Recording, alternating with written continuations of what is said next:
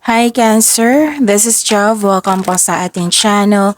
At ito ang inyong Daily Gabay Tarot reading. Kung naka-resonate kayo, comment down. Kung hindi kayo naka-resonate, ibigay niyo po sa iba kasi general reading po ito. This is for you, Cancer.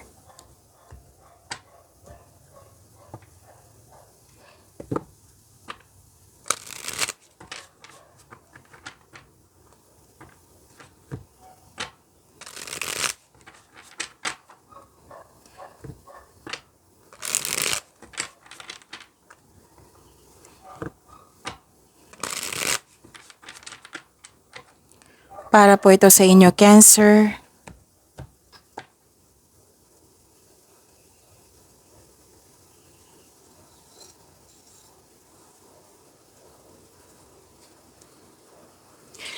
Maraming salamat po sa inyong patuloy na suporta at maraming salamat din po sa mga hindi nag-skip ng ads.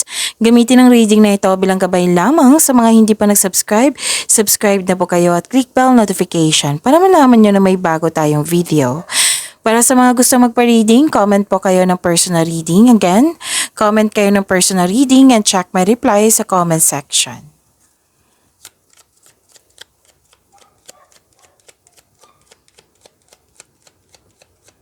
Mga parating po, mga ganap para kay Cancer. I need 3 cards po.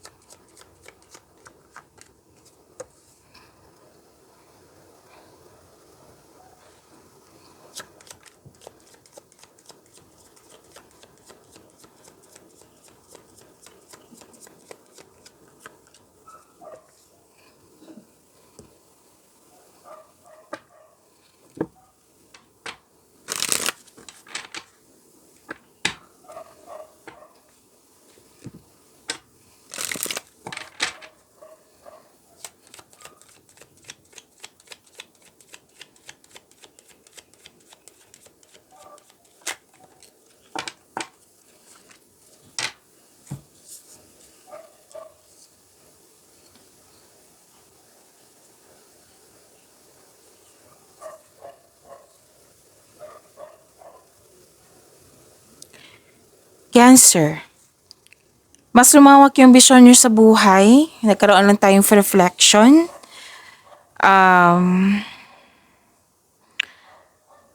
Nag-update kayo kung saan na kayo sa goal nyo sa buhay. Mataas ang inyong intuition. At may nakita ko ditong success at positive outcome.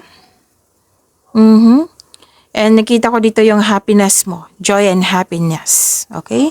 You deserve this happiness, Cancer. At mukhang nag-observe kayo sa isang tao. Oo. May nakita ko ditong observation. Pwedeng may malapit sa'yo na mahilig magmanipula or may gusto siyang kunin sa'yo.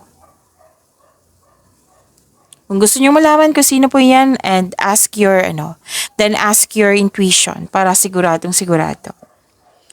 Message for you, pay attention to your dream time. Messages of guidance are drifting in. A new creative venture is on the horizon. See it as a positive change. So this is new beginning. Itong bagong simula na ito is wag kayong mag-alala kasi sinabi ng cardio dito na this is positive change.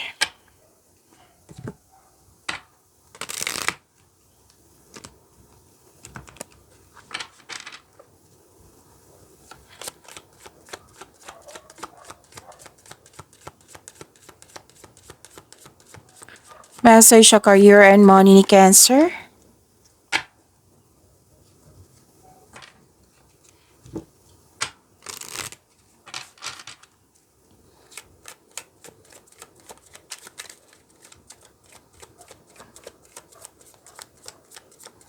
Message sa love life ni Cancer.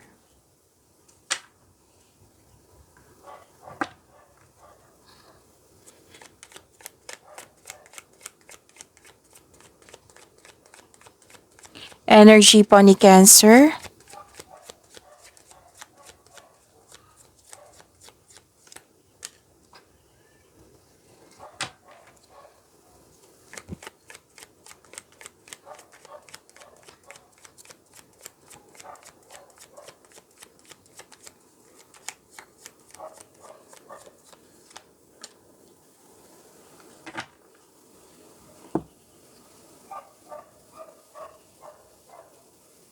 Kung may narinig kayo or may nakita kayong repeating message, meaning to say, pinupush ng cards nyo yan.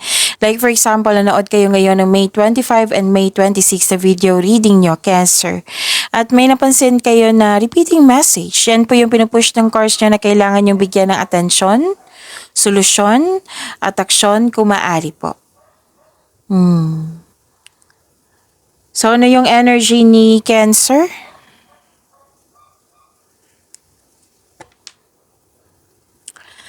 You're feeling trapped, nagkaroon ng restriction. Nakita ko dito na stuck ka sa situation, nakatali ka sa isang bagay or tao at ikaw ay nahihirapan. Ang ilan sa inyo na stress nang dahil sa mga nangyari, na nakaramdam ka ngayon ng nakakulong ka sa isang sitwasyon na hindi na ayon sa inyong landas. So sabi ng card, kayo po ang makapagbigay laya sa inyong sarili. Kung hindi ka sigurado kung paano, humingi ng tulong kung sa tingin mo naiipit ka na. So, ang advice ng card niyo po dito is this card asks you to change something para ikaw ay makawala at makahinga. So, this card asks you to step forward towards to your goal. Magtiwala sa inyong sarili at magkaroon ng mahabang pasensya. Kasi nakikita ko dito, naging impatient po kayo, Cancer. So, ang kailangan po ngayon, assignment nyo po ngayon, to trust yourself at bigyan ng mahabang pasensya. Ang prosesong ito ay nangailangan ng pasensya at tiyaga. So, I believe magagawa mo ito, Cancer. Para kang nag-iisip kang umalis or pakawalan pero ayaw mo. May mga nakikita kong ganyan. Pwedeng regarding to sa past love, na feeling mo stuck ka.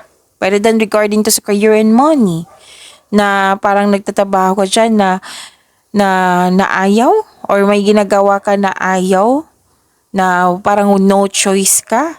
Or pwede din may offer sa iyo na posisyon na for level up, pero nagkaroon ka ng hesitation.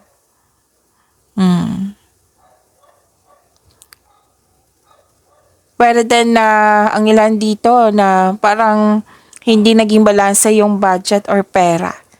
So, ang sabi ng card dito, humingi kayo ng guide kay God para mapalaya mo ang sarili mo sa nararamdaman ngayon. Kasi mixed emotion siya eh. So, yung sabi ng card dito, yung kumbaga assignment nyo, trust yourself and be patient. At humingi kayo ng guide kay God para mapalaya mo yung sarili mo. Kasi nakakulong ka dito eh. Oo, nakikita ko dito na kayo lang po ang makapagbigay laya sa inyong sarili.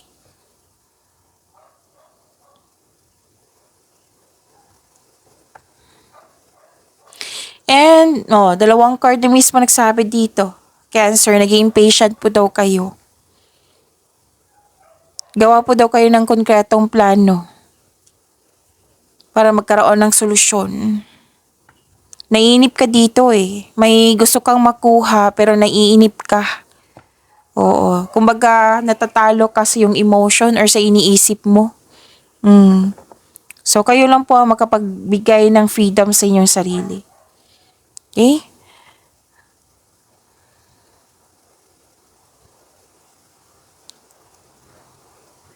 May hinintay kang tao na gumawa ng hakbang bago ka kumilos. Pwedeng maghintay, oo. Kasi it might be this is a process. Pero naiinip ka. Itong pangyayaring ito, yung energy mo, ramdam na ramdam ko yung inip mo. So, ano yung dapat gawin? Yung sabi ng card nyo kanina. Lalo na yung habaan ng pasensya at magkaroon ng konkretong plano at intindihin kung bakit nagkaroon ng, it might be this is a delay. O intindihin din, kailangan ng mahabang pasensya.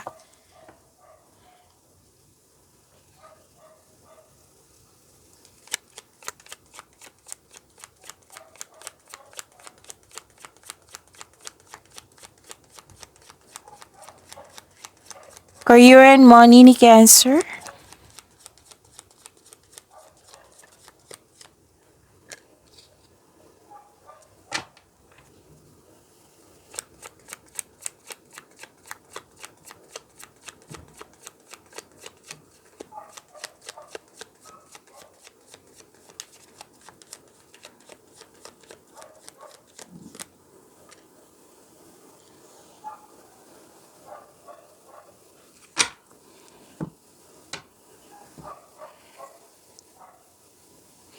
Sa career and money niyo po, nakita ko dito na yung sabi ko kanina dito, yung unang sinabi ko na mas lumawak yung ambisyon mo sa buhay, dreams, nag-iisip ka dito eh.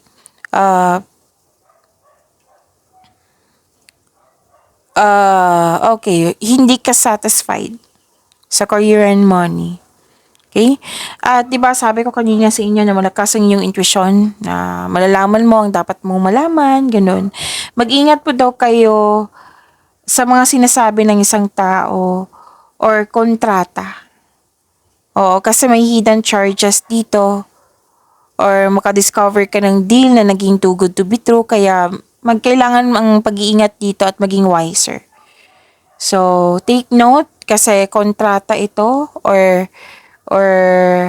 anong tawag dito? Pagkasundo. Oo. So, ingat na lang. Kasi mataas naman ang tuition mo, malalaman mo rin to.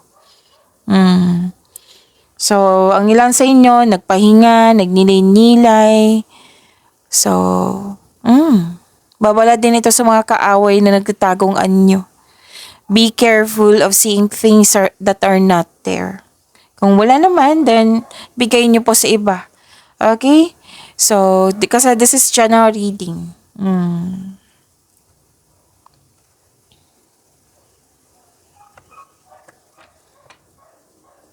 Oh, okay. Kaya pala happy kayo dito kasi this is wealth, family, and inheritance. Some of you makatanggap ng mana, pension, retirement o masaganang ani ng buhay. Nag-spend time ka sa family, nag-save ka para sa iyong sarili, nag-save ka para sa iyong family, or may specific person kang tutulungan. Tapos, may plano kayo ng group of people na magbuo ng negosyo. And please know that this group of people, and I believe this is your family, na very supportive sa iyo. Very supportive sa inyong mga ginagawa, very supportive sa iyong mga plano sa buhay. Ang ilan din sa inyo may alok na business partnership with close friends. So, may posibilidad na bibili kayo ng property soon or ngayon. Tapos maghingi kayo ng payo sa ng respeto mo na mas matanda pa sa'yo, wiser pa sa'yo. Oo. Okay? So, yun. Kasi may ano ka dito layunin, plano.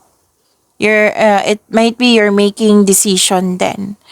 So, nakita ko dito maghingi ka ng payo sa taong nirerespeto mo na mas matanda pa sa'yo, wiser sa'yo, may yung business alignment, may alam sa mga ginagawa mo. May alam sa gusto mong pasukin na negosyo, pwede? Or buhay karera. Okay? Yun. So, ang ganda. Ang ganda po. This is wealth, family, and inheritance. Okay, so this is your message for your career and money. Expression, open up your heart and connect with others. Express your creative self. So this is kasi nag-clarify siya dito na may kausap ka regarding sa yung career and money. Kasi na may plano ka, may layunin ka sa buhay, sa career and money mo to have growth and expansion. So, open up your heart and connect with others. Kasi may mga matutunan ka sa ibang tao regarding sa experiences nila. Hindi ibig sabihin sila yung masunod, kundi may mga matutunan ka sa experiences nila. And you decide. Okay? So, express your creative self.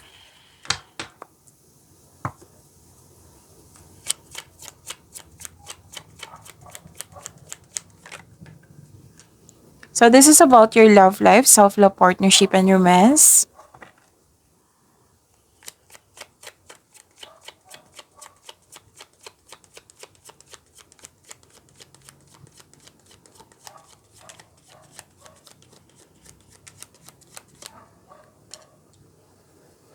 And may nagsabi sa akin dito na you're looking for answers, you're looking for solution. Oo, kaya nga may nakita ko dito na may kausap ka na mga tao na magbibigay sa iyo ng wisdom message na makatulong sa iyo.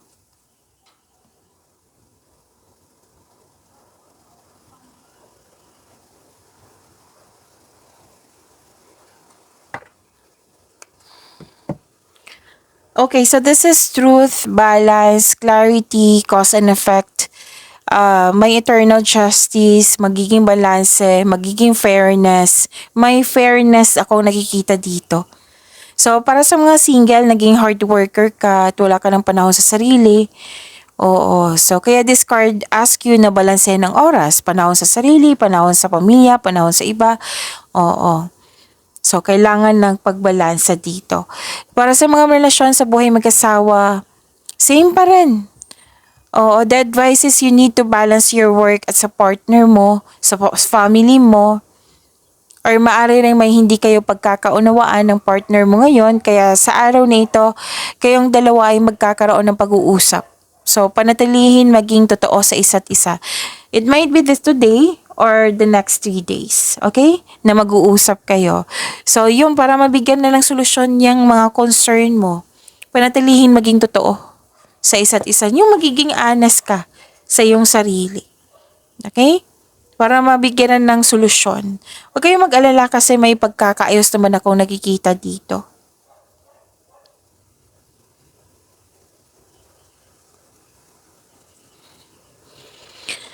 At nakikita ko dito na may insecure, self-centered, oo, may selos, inggit. It might be this is you or it might be this is the other person na may concern kayo niyan. Tapos dalawang card na mismo nagsabi dito ha na may tao talagang hindi vina-value. Kumbaga, hindi nagbigay ng time or halaga. Oo, na it might be yung sabi kanina na walang masyadong time for yourself, for your family, for your partner, 'di ba? So dalawang card na po mismo nagsabi dito na kailangan talaga mag-usap. Kung may issue kayo sa isang tao without worrying about being rejected or judged kasi kayo dito na kung kakausapin mo mas nauna mo yung fear like i-reject ako nito, i-judge ako nito, baka judger to. Oh. May mga ganyan kayo. So, wag po. Wag sana. Wag kayo mag-isip ng ganyan. Ang importante ay maayos yung problema mo sa kanya. Mag-usap. It might be like, for example, this is a relationship. Concern nyo. Relationship is magtutulungan yan eh. Hindi pwedeng kayo lang po ang mag-asikaso or magbigay ng solusyon. Siya din, dapat mag-cooperate kayong dalawa. Okay? So, kung may tao sa buhay mo who has proven themselves na trustworthy sila, ang sabi ng card, better to have a healthy disconnection. Kasi nakita ko dito na it might be na paulit-ulit na lang to. Na-prove na okay, hindi ko na to mabibigyan ng tiwala. So, better to have a healthy disconnection. Pero yung fear na nakikita ko from your energy to here, kailangan mong labanin yan para maayos mo yung concern mo. Kasi mahirap ba na like for example, bigat yung naramdaman mo tapos hindi mo siya ayusin. The next day, mabibikitan ka niyan. So better magkaroon kayo ng communication na maging mahinahon at be open. Habaan talaga ang pasensya kasi sa energy mo naging patient kayo. So, yan yung assignment nyo. Habaan ang pasensya. At intindihin din. Kumbaga, intindihin mo kung bakit nagkaroon ng kanyan, kung ano yung punot dulo, kung bakit kayo hindi nagkasundo. Intindihin yung mga nangyari. Intindihin mo yung mga nararamdaman mo. I-process mo. Intindihin mo din yung sa kanya. Understanding. Kumbaga, palawakin nyo po. Okay? So, yun. Pagyamanin nyo po yung blessings sa binigay sa inyo, Cancer. See you tomorrow. Maraming salamat po.